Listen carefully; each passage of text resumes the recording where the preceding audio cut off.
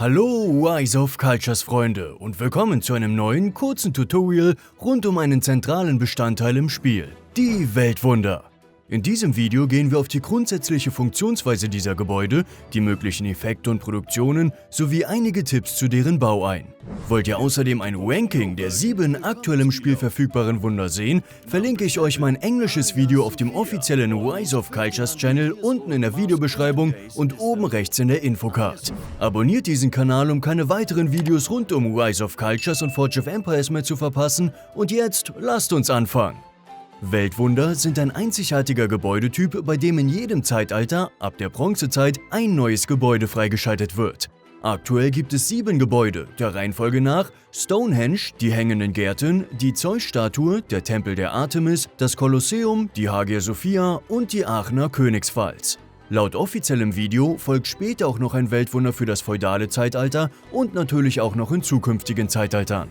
Eine weitere besondere Eigenschaft dieser Gebäude ist deren Bau und Ausbau. Um Weltwunder überhaupt zu bauen, braucht ihr erstmal eine bestimmte Menge Blaupausen des Gebäudes. Diese erhaltet ihr beispielsweise durch das Einzahlen von Forschungspunkten in die Weltwunder anderer Spieler. In der Weltwunderübersicht könnt ihr leicht nach anderen Spielern suchen, die euer Wunschgebäude bereits gebaut haben, und dort dann Punkte einzahlen. Wurden alle Forschungspunkte dieser Stufe eingezahlt, können die Beteiligten der ersten Plätze dann ihre Belohnungen in der Weltwunderübersicht abholen. Je nach belegtem Platz und ausgebauter Stufe sind das dann unterschiedliche Mengen Blaupausen sowie Forschungspunkte. Habt ihr genug Blaupausen für den Bau eines Gebäudes gesammelt, müsst ihr nur noch die nötige Menge Forschungspunkte, Münzen, Nahrung und Güter einzahlen. Ist alles eingezahlt, seid ihr bereit, das Gebäude in eurer Hauptstadt zu errichten.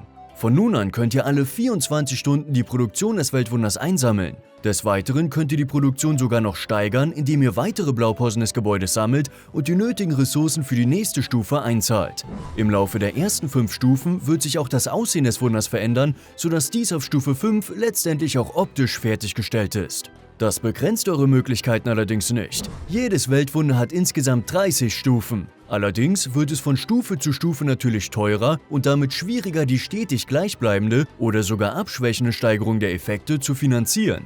Doch schauen wir mal, was es aktuell eigentlich alles so für Effekte gibt. Stonehenge bietet einen Münzboost sowie einen Forschungspunkt alle 10 Stufen. Die hängenden Gärten einen vom Prozentsatz her identischen Nahrungsboost sowie einen zusätzlichen Arbeiter alle 15 Stufen. Die Zeus-Statue kommt mit einem Angriffsboost eurer Infanterieeinheiten einher.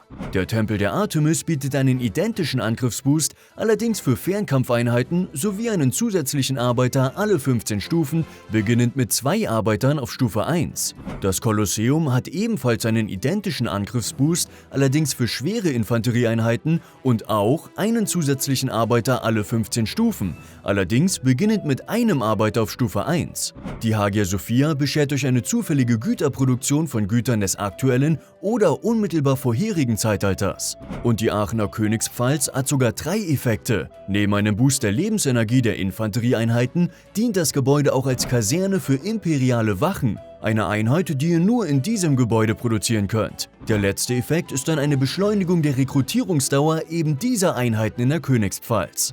Meine persönliche Meinung zum Ranking dieser Gebäude könnt ihr wie gesagt in meinem Video auf dem offiziellen Kanal nachsehen. Natürlich sind dort auch deutsche Untertitel verfügbar. Was sind aber die besten Gebäude für euch?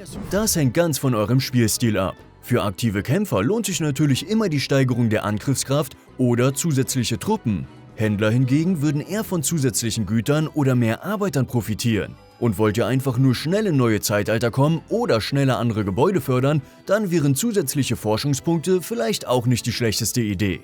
Allerdings solltet ihr immer die Kosten und Nutzen abwägen. Um ein Weltwunder auf Stufe 10 zu bringen, können nämlich durchaus schon mal tausende Forschungspunkte, zehntausende Güter und Millionen von Ressourcen draufgehen. Außerdem wird der Bau natürlich durch euer Zeitalter eingeschränkt. Im frühen Rom kommt ihr ganz einfach nicht an den Booster Lebensenergie und mehr Einheiten durch die Aachener Königspfalz ran.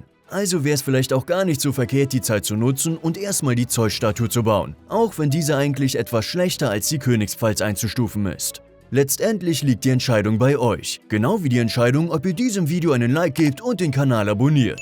Ich würde mich sehr freuen und bis zum nächsten Video erstmal, ciao!